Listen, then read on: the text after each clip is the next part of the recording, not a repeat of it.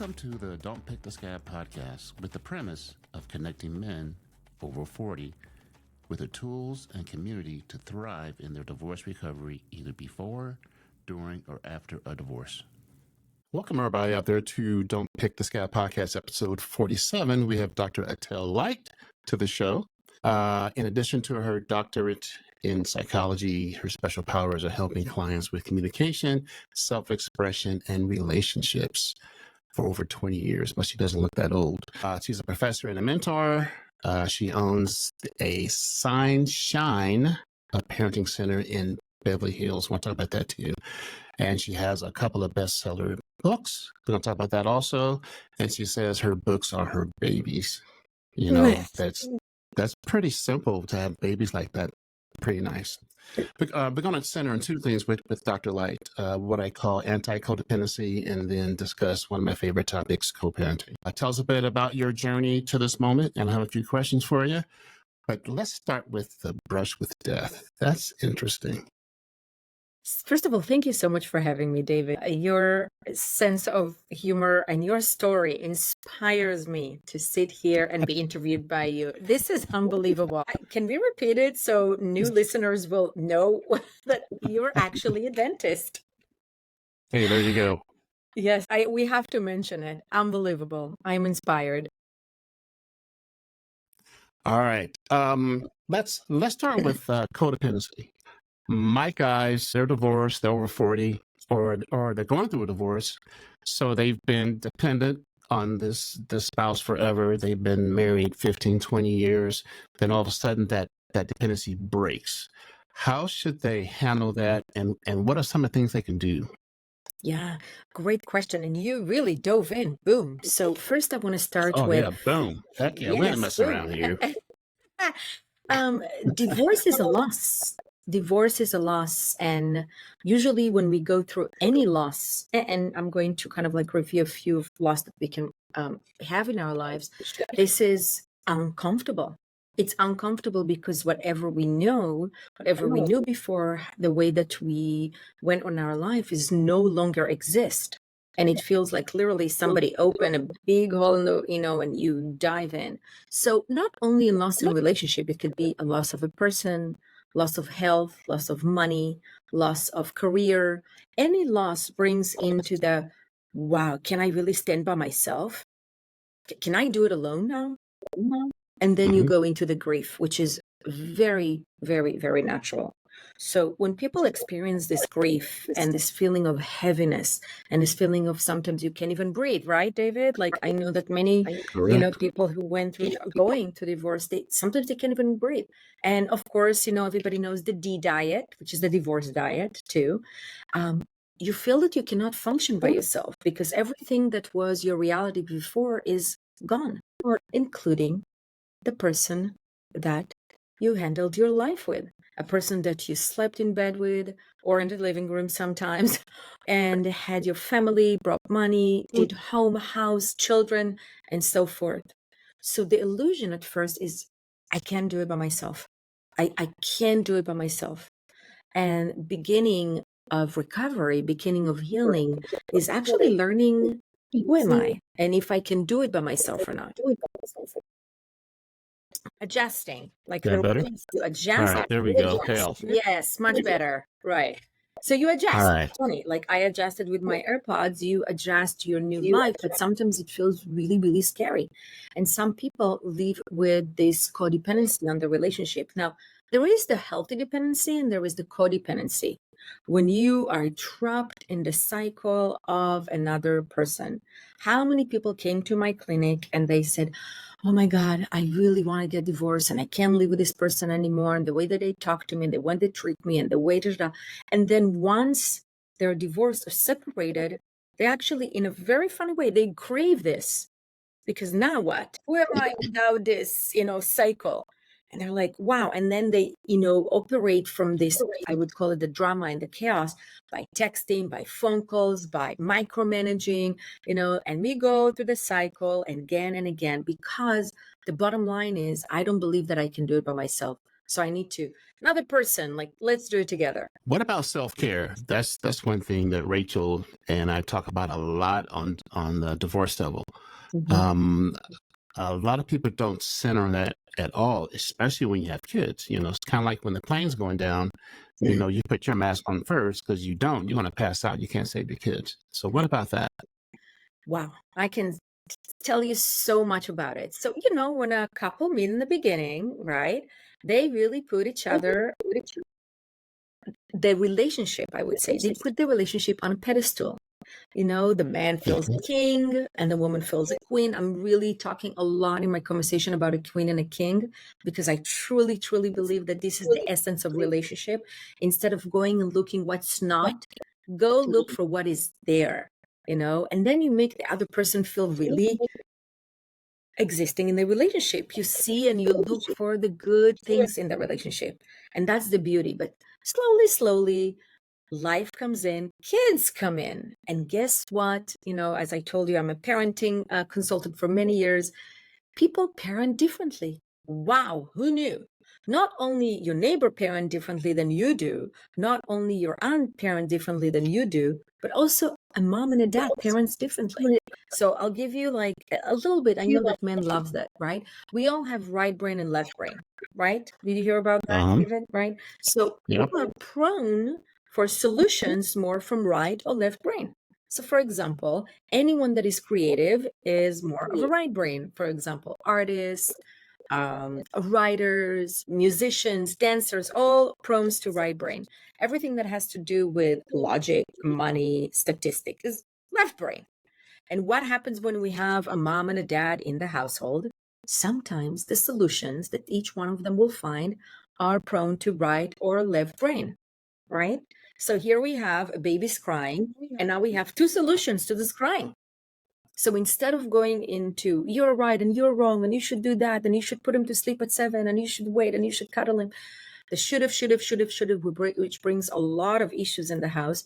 It's just sitting and thinking, okay, what solution am I bringing here? Right brain or left brain? Because I am, I don't know, a money market guy and she's more of an artist. So just looking at that, it has more of a compassion to how do I find my solution rather than pointing finger and say, no, you're wrong and you should do what I said. And then usually making one of the parents feeling not enough, because if my solution that I bring is not enough, right, then I'm not enough. Makes sense, right? And then this headbutting starts. Talk about headbutting. Let's dive into anger. Yeah, that was my deal, baby. Anger.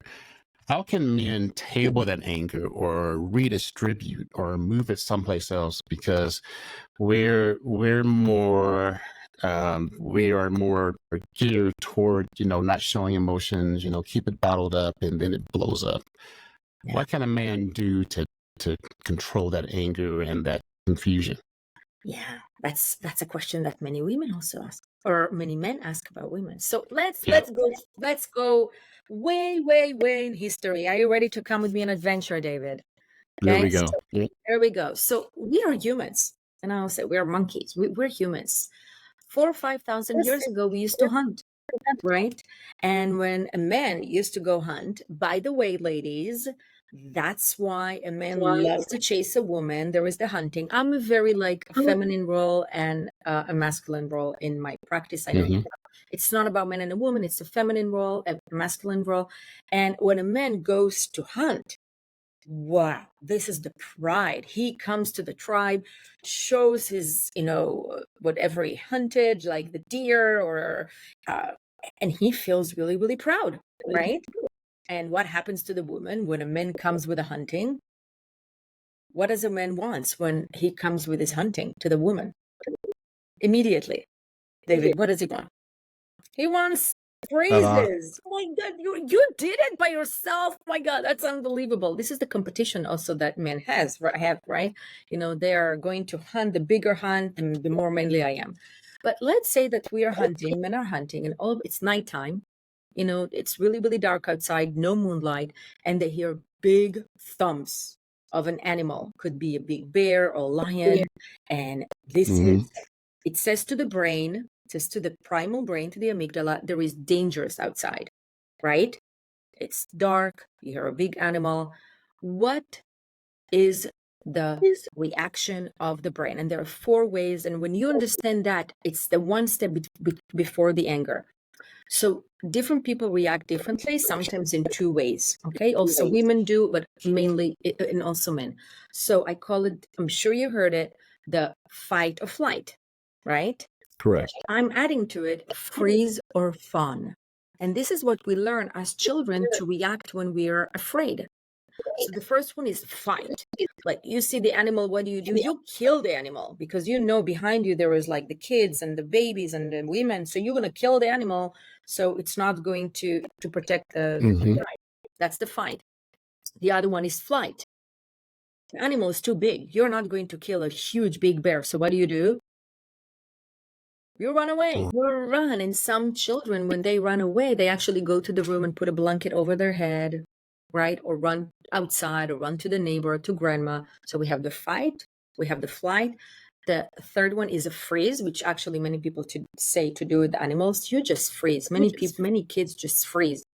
And I'm sure you heard about the parents like, why aren't you saying anything?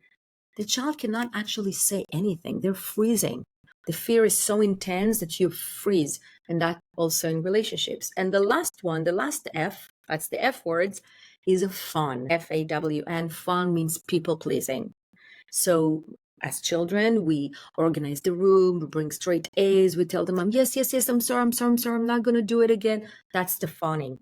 Okay. In nature, it's you see a big animal, you bring to the big animal a little sheep, so the animal is going to be busy with the sheep and you can run away. So that's right. That's nature. Is that clear? That the 4 F's? Yeah. And everyone has their F that they automatically go to. Right? And Wow. listener, if you think about when you are afraid or you're upset at something, what do? Are you a yeller? Are you a people pleaser? I'm a quiet guy. So is quiet part of the freezing? Yeah, quiet is part of the freezing. I won't say a word. And there is a quiet and there is like storming to the other room. So storming to the other room is flight. It's like, I don't want to deal with it. Let's go to the silent treatments. What do you think the silent treatments are? The freeze and the flight, because people don't want to deal with it. They're afraid to deal with it. And that's exactly anger. Anger is they're reacting with a fight. I need to fight my way into it. And sometimes it goes really, really deep when, it's like some words, and sometimes it's the anger towards yourself, the anger towards the kids, the anger towards your spouse, and so forth. So this is when I explain when people ask me about anger, let's go to understand why. And usually people react the same way that they saw at home.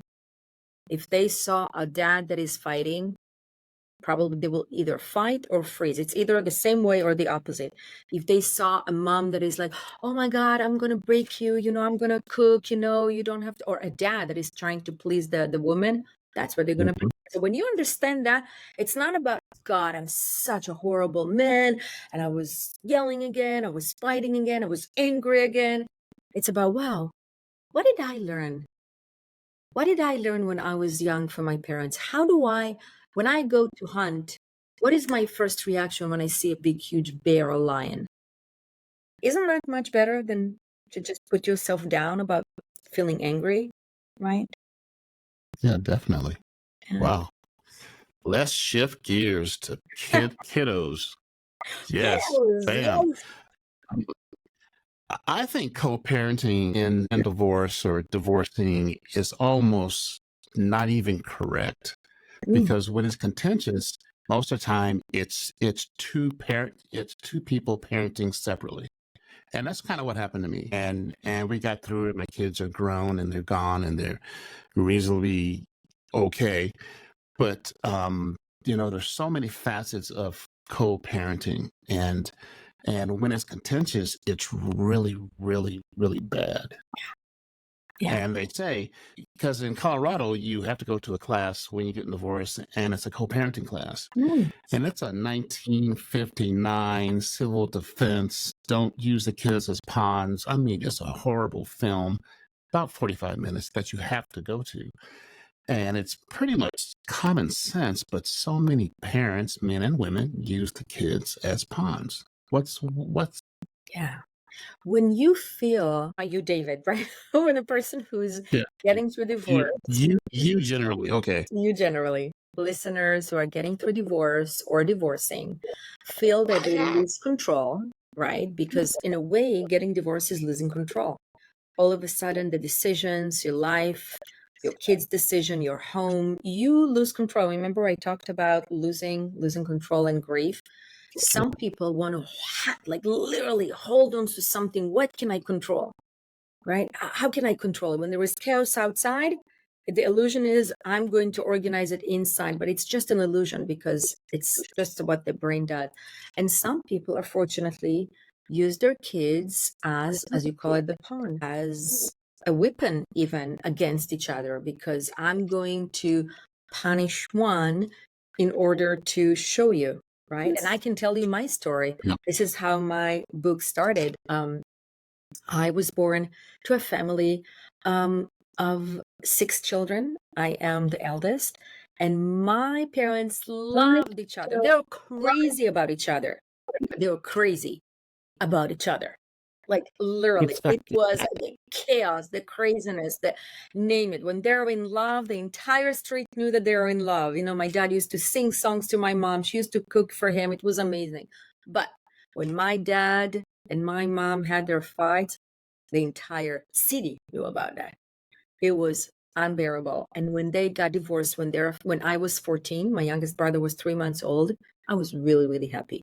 But then we 6 kids became the pawns of my mom because she couldn't control my dad anymore. You know, he was quote unquote free.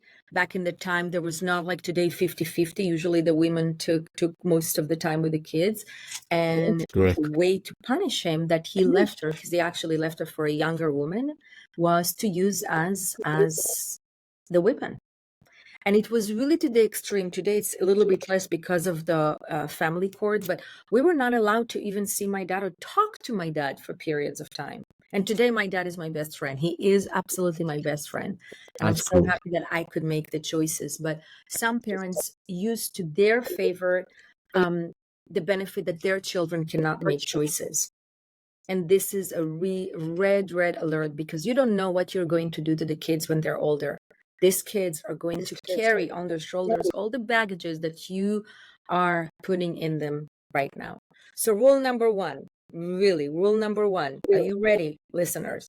Stop micromanaging. I can tell you, when I got divorced, the one thing that I did is I didn't micromanage with my kids.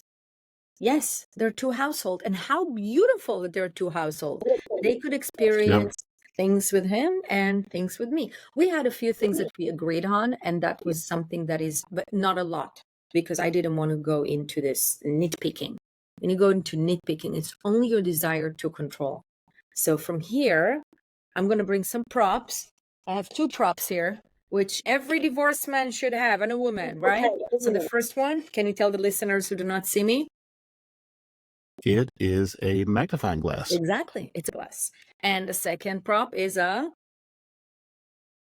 mirror. It's a mirror in the shape of a heart, right? So this is one chapter in my book. Put down the magnifying glass and pick up the mirror. I'm going to repeat it again. Put down the magnifying glass and pick up the mirror.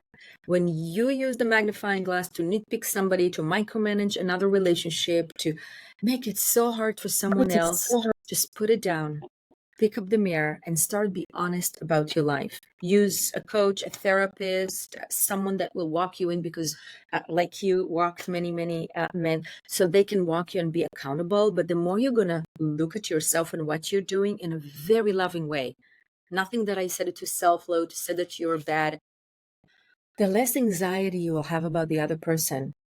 And guess what? The kids are going to grow to be self-confident children, because they're trusted instead of being the pawns in between 2 households. It's horrible, I can tell you. Remember that? Yep. So you talked about it before. I am a proponent of never staying for the kids, because all you're teaching them is how to live in a dysfunctional household. What can you speak to that? Because some people stay together for, well, let's wait till the kids graduate college or high school. It's like, no, man. Yeah. So what are we teaching kids when we're staying, quote unquote, for the kids? We're teaching them to lie. We're teaching them not to be honest with self, with oneself, right? We teach them that this is what your children needs to see. This is not love, right? It's exactly when people, when they get divorced and we're going step forward, like, I don't want to have relationship as long as my kids are young. So they're holding their kids to see and view what is real love, right? What is real love is a relationship between a man and a woman. If you're going to wait until your kids are 18 to show the kids new love, you're holding them to see what is true relationship. And guess what? Your children will replicate exactly in the beginning the relationship that they see at home, unless they do self-work. Because that's what we do. We learn from 4 things: how parents relate to one another, how parents relate to me, how parents related to themselves, and how parents related to their environment, right? So as long as I see my dad divorced and hiding his new girlfriend, and I don't mean coming and introducing any girlfriend, right? Not that, because that's really confusing to the kids, and they go through a breakup again and again. To the new girlfriend, you show them love. If you stay in your relationship with your wife, the mom of the kids, because you don't want to show them divorce, you're showing them not to be authentic. And many people do that. And you live in this like conflict. If you wait, you live in a conflict. And your wife lives in a conflict, and the kids live in a conflict. And is that what you want to show your kids? I'm prone for love. Like, you're always going to see me wearing a heart. And there is a love. And I think that love is God. I think that love is everything. And for me, I lead my life with love today, which I didn't know how to do before, because I did what my mom did. I stayed in my relationship because of the kids, right? And today I know a little bit different. So here we go, listeners. Be authentic to yourself. Your kid will love you. I promise. It's the fear that my kids are not going to love me if I'm going to leave. My kids are not going to love me if I find a different love. My kids are not going to know that they're important. The other way around, have the courage to show them authentic life. It'll be amazing. And the last thing I want to say about it. That's a good way of putting it. Man, that's good. I got a question for you that no one has ever asked you. You ready? Ooh, no one. You ready? Let's try. All right. You are a second generational divorcee. Yes. Like me. Second generation. How do you not let that eat at you? That ate at me so bad because, okay, my parents are a failure. Now I'm a failure. That was one thing I had to overcome, more so than anger. What do you got for me, Doc? What do you got? Such a great question. It's really, nobody asked me, and it's such a great question. I mean, I thought about it, but nobody asked me in any podcast. Great question. So I have to tell you that there is also difference in our society between being a man divorcee and a woman divorcee, right? There is the stigma of like, oh, she's a woman and she's divorcee, and that takes a lot of a toll. And it takes growth. The more I grew within myself, the more I learned to love myself and to see me changing and me benefiting my children when I got divorced. My life cannot be better right now. And I'm not just saying it because I'm a podcast. Like, I'm a person with a lot of great energy, and I smile and I love my life. And today my life could not be the same if I would stay married. If I would stay married, I would fail. Definitely, because I wasn't true to who I am. But life is really different. Yeah, back in the times, 3 generations ago, divorce was not the answer. You fought. My grandparents were married. My grandma was actually married, believe it or not, when she was 13 years old. Wow. And she was married, and she's still alive. She's 89, but my grandpa passed when he was 94, and they were married. There was no other choice, right? Today, we just live in a different era of time. There is computer, there is knowledge. When we want thing, we don't have to go to the head of the tribe to know something. We don't even go to Google. The youngsters, they don't even go to Google. They ask Siri. They go to ChatGPT. And the same thing with you had to get off the chair, man. They just yell over the living room. Oh yeah, it works out better. So that brings me to my next question about the digital age. Yep. Yes. The digital age and healing and there's so many other facets of it now. With it being so digital and AI, there's so many Correct. parts. Yeah. Yeah. And I wrote my third book is called Unaddicted to You, is how you when people are trapped in Mm-hmm. relationship. It's almost like addiction. It's really like addiction. And my fourth Yeah. book is called Mastering Communication in the Digital Age of AI, The Emotional Code. Relationships and communications are changing as we're talking. Look at us, David. And there was no way that I would see you like just 40 years ago and do that. Yeah. And then send the message Correct. to so many people. It's changing. Especially since November 22, when ChatGTP came up to the world. It's not that the AI came before ChatGTP, when information is right there. Communication has changed. Let me share with you, one client told me that when she wants to converse with any guy on an app, she actually uses ChatGTP to do that. That's the extreme of how much we Wow. rely on this information, which sometimes is false, by the way, because it's just taking 7 billion's opinion and putting them in one place, which brings the answer very fast. Usually it's not usually, but it's not always valid. So for example, when I teach at university, I teach psychology and I teach MBA school, my students quote ChatGTP, and sometimes the quotes and the references and the APA are just not right. And It they was wrong. view it as something that is really and it's great. It's a great help, but you have to read it and to do critical thinking. And the biggest question I'm going to teach now a class at the PhD class is AI going to replace 100% human beings? Can AI replace faith and beliefs and relationships and communications, authentic ones, right? That's the ethic questions in the world of AI. I don't know, right? But we use AI for applications and videos and Amazon and all that. I mean, our world Yep. is all AI right now. Yeah. One of my patients is a teacher, and he teaches history. So I asked him, I said, how do you combat AI when they write their papers? He says, I have them write their papers in class. I was like, man, what a simple solution What it is? Oh, I have to to really, yeah, just write them in class. Yeah. Give me your paper. Let's start writing. Yeah. I was like, wow. So Yes. you got a guy over 40, just getting divorced, going through some things. What are the 3 things, if you could hammer his head with 3 things that he wouldn't forget, what are the 3 things you want to tell him Oof. Wow. to make it his healing journey? So, because I know you have so many things, Yes. but what Yes. are your top 3? First of all, I would say learn the 4 Fs. Learn the 4 Fs and how you react to things. This is really important. And this is how you're going to understand how you manage your divorce. What are you prone to? So definitely learn your 4 Fs. Second is understand that put down the magnifying glass, pick up the mirror. That's my ABC. Put down the magnifying glass, pick up the mirror. The more you're going to pick up the mirror, and this is the third thing, the happier you will be. Okay. I mean, I can bring so much. So the third thing I would say, write your playlist. Anyone can find my playlist on my website. The playlist is not necessarily the songs that you like. It's what makes it for you in your life.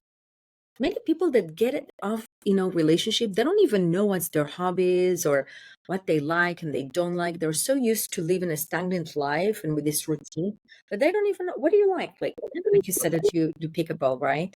Or for me, it's music. It's Pickleball and biking. Yep. yeah.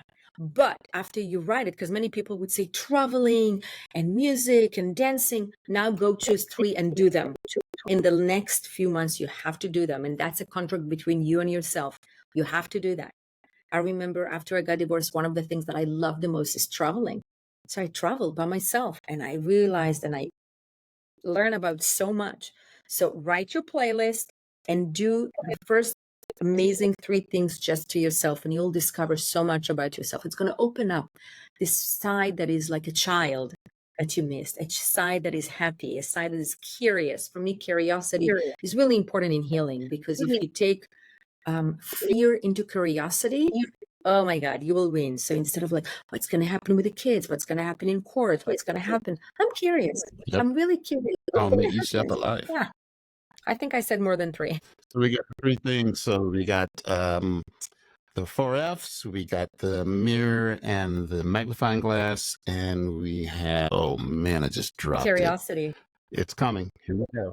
Curiosity. And Yes. playlist. Yes. Well, Doc, Playlist. thanks for hanging out with us, man. This has been awesome and interesting. We're definitely going to do this again because I think we've only scratched the surface. There's so much else.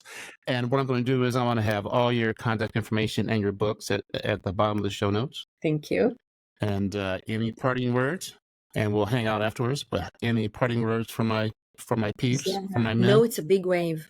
And every wave in the ocean, if it's big or small, especially the big ones, they're going to come in the end. So just let the wave come, accept it, and know that in the end, you'll be sitting on the shore and you will see the sun again. It's just a wave. I know it's hard to see it when you're in it, but it's a promise. It's my promise. Is it your promise, David? It's a promise. There you go. Right. All right, Doc. We appreciate your time. Thank you so much. And everybody out there, have a good night. All right. Bye-bye.